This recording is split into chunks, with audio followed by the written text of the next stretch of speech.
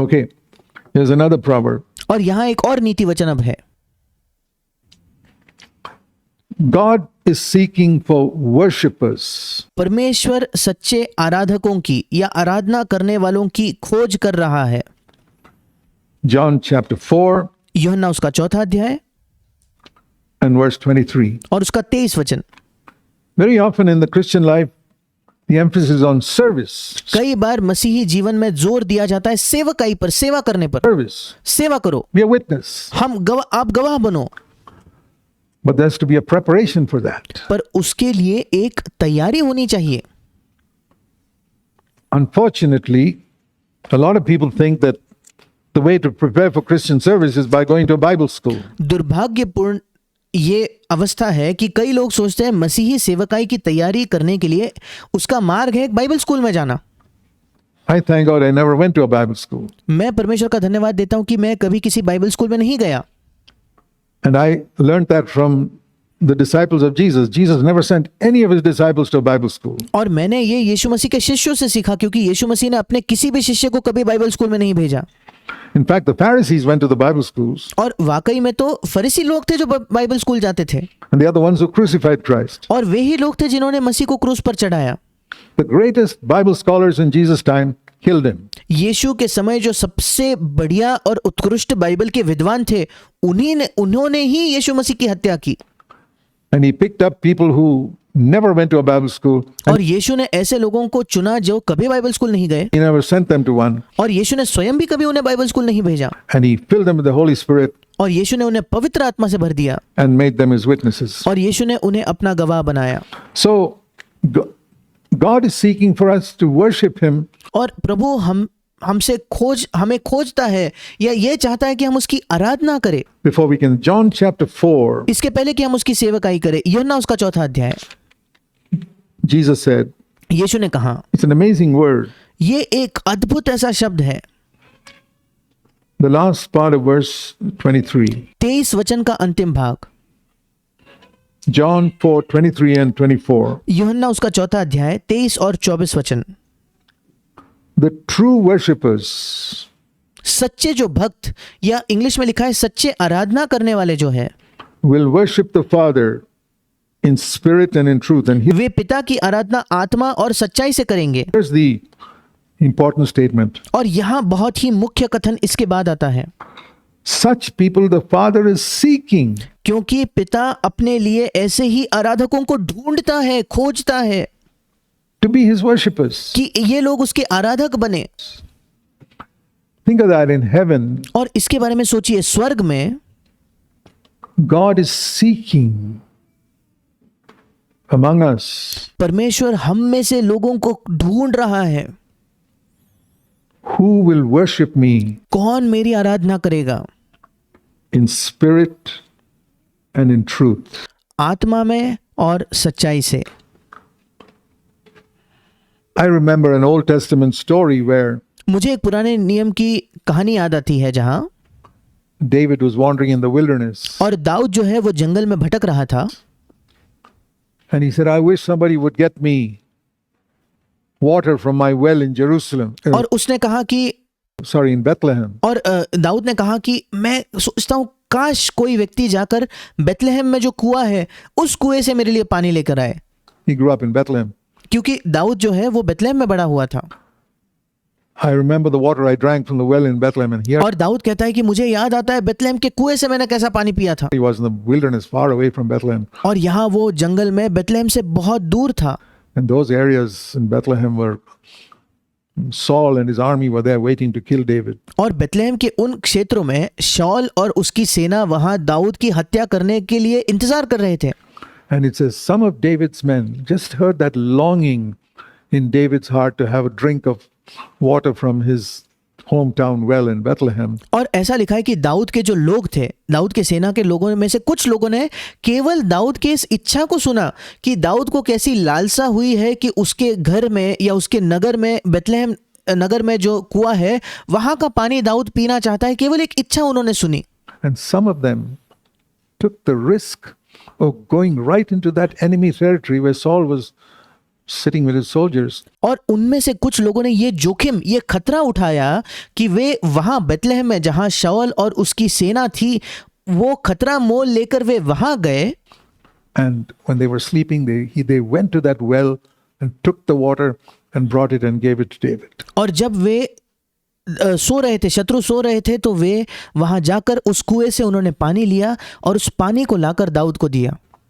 And I say, Lord, और मैं कहता हूं, हे प्रभु, what a longing they had to satisfy David's heart. क्या लालसा थी प्रभु उन लोगों में कि दाऊद का हृदय की इच्छा को वो पूरा करना चाहते थे। Now here I apply this to this verse. अब इस बात को मैं, ये जो घटना है, इसको मैं इस वचन पर लागू करना चाहता हूं। God is in heaven, परमेश्वर स्वर्ग में है, longing, वो लालसा कर रहा है, just like David. बिल्कुल दाऊद के समान।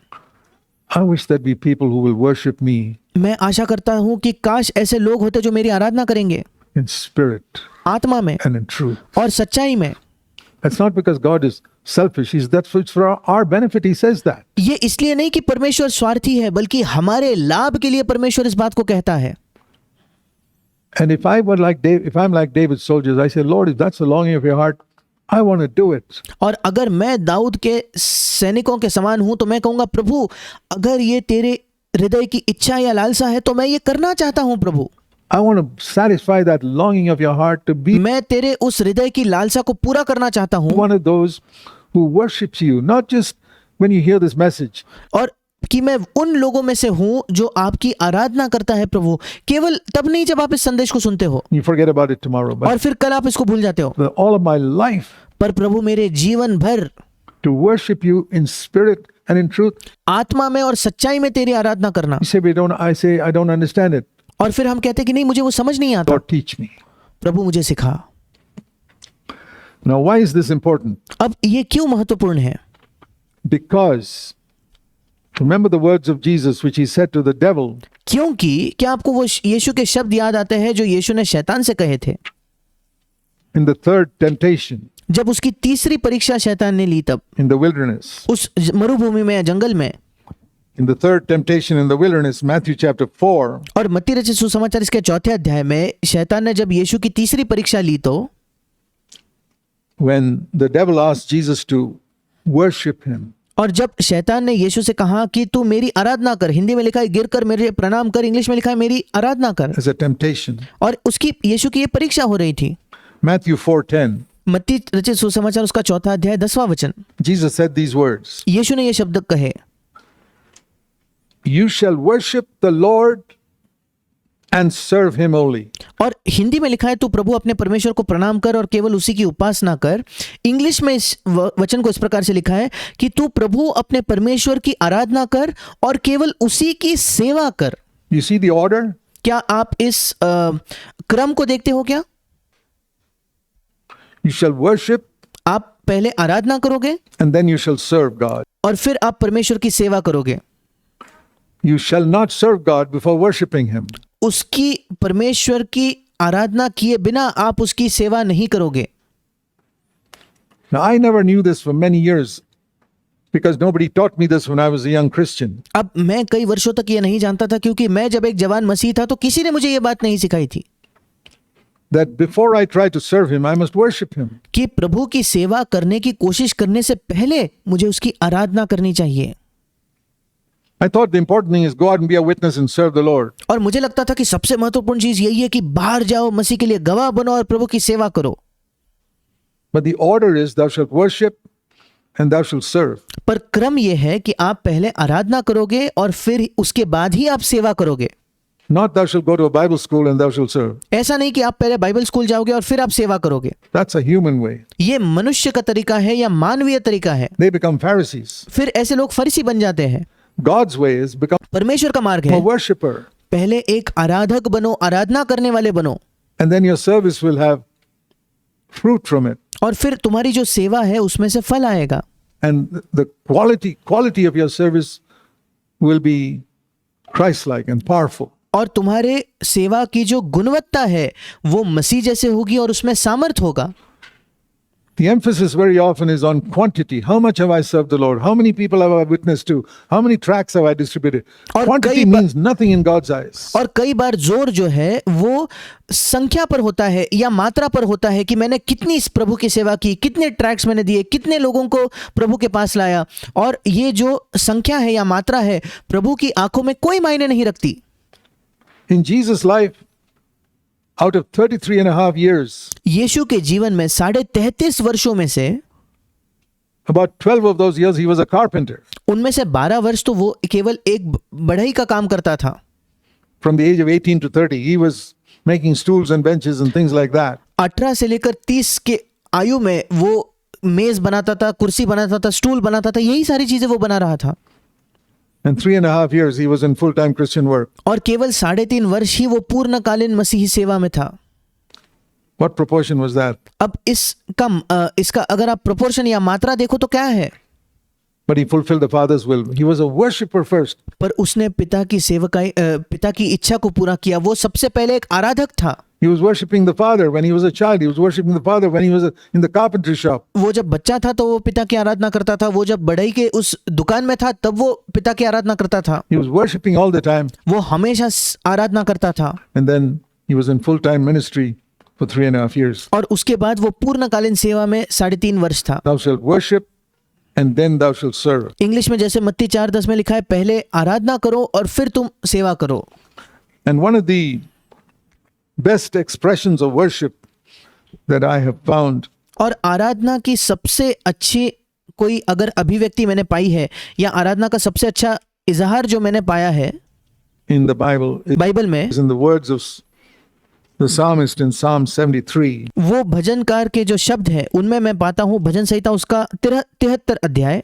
You turn with me there, Psalm 73 मेरे साथ निकालिए भजन संहिता 73 and verse 25, और उसका 25 वचन, where he says, O God, whom have I in heaven but you? और स्वर्ग में मेरा और कौन है। इंग्लिश में लिखा है, तेरे अलावा स्वर्ग में मेरा और कौन है, हे प्रभु। And besides you, I desire nothing on earth. और तेरे संग रहते हुए मैं पृथ्वी पर और कुछ नहीं चाहता। या इंग्लिश में लिखा है, तेरे अलावा मैं उस पृथ्वी पर कुछ नहीं चाहता। If you can say that sincerely, अगर आप ईमानदारी से ये कह सकते हो तो you're a worshipper. फिर आप एक आराधना करने वाले हो। When I get to heaven, जब मैं स्वर्ग जाऊंगा, I'm looking for you. That means I'm not looking for the golden streets. इसका मतलब स्वर्ग में भी प्रभु मैं तुझे खोज रहा हूं, तुझे ढूंढ रहा हूं। मतलब स्वर्ग में मैं सोने के मार्ग नहीं ढूंढ रहा प्रभु, Or the mansions, या वहां जो राजमहल है उन्हें नहीं ढूंढ रहा, or the freedom from sickness, या बीमारी से जो छुटकारा है या स्वतंत्रता है वो भी मैं नहीं ढूंढ रहा प्रभु, or the freedom from troubles and problems. या सारे समस्याओं से, सारे क्लेशों से जो हमें छुटकारा मिलेगा उसकी भी मैं खोज नहीं कर A रहा lot of Prabhu. people are looking for heaven for that. Oh, then I'll be free from all trials and problems and sicknesses and all that. और कई लोग तो स्वर्ग की खोज इसी वजह से करते हैं कि चलो स्वर्ग पहुंचने के बाद मेरे सारे समस्याओं से, दुखों से, क्लेशों से मुझे मुक्ति मिलेगी। I'm not looking for that. पर मैं इन बातों की खोज नहीं कर रहा। To tell you honestly, if I'm with Jesus, I don't mind if I'm sick for all eternity. और मैं आपको ईमानदारी से कहना चाहता हूं, अगर मैं यीशु के साथ हूं तो मुझे कोई नहीं फर्क पड़ता अगर मैं अनंत काल तक बीमार क्यों ना हूं। I won't even be bothered by it. मुझे उससे फर्क भी नहीं पड़ेगा। It won't bother me what type of problems there are around me. मुझे कोई फर्क नहीं पड़ेगा मेरे आसपास कैसी समस्याएं हैं, If Jesus is there. To me, अगर यीशु मेरे साथ है तो। heaven is Jesus. मेरे लिए स्वर्ग मतलब यीशु। So, whom have I in heaven but you? और इसलिए स्वर्ग में तेरे अलावा मेरा और कौन है प्रभु। That's a true worshipper. ये एक सच्चा आराधना करने वाला है। And there's nothing and no one on earth I desire beside you, Lord. और पृथ्वी पर प्रभु तेरे अलावा कुछ भी और कोई भी व्यक्ति नहीं है जिसकी मैं चाहत रखता हूं। If you can say that, अगर आप ये कह सकते हो तो you're a worshipper. फिर आप एक आराधना करने वाले हो। And then everybody else, your wife, your children, फिर इसके बाद हर एक व्यक्ति, आपकी पत्नी, आपके बच्चे, all take second place ये सब के सब जो है दूसरा स्थान लेते हैं because you worship God. क्योंकि आप परमेश्वर की आराधना करते हो। And it's so very important because Jesus said you cannot serve और ये बहुत बहुत महत्वपूर्ण है क्योंकि यीशु ने कहा तुम इसके अलावा सेवा नहीं कर सकते before you worship. आराधना करने से पहले। You shall worship and then you shall serve. तुम पहले आराधना करोगे और फिर तुम सेवा करोगे। So please keep that in mind. और इसलिए कृपया इसे याद रखिए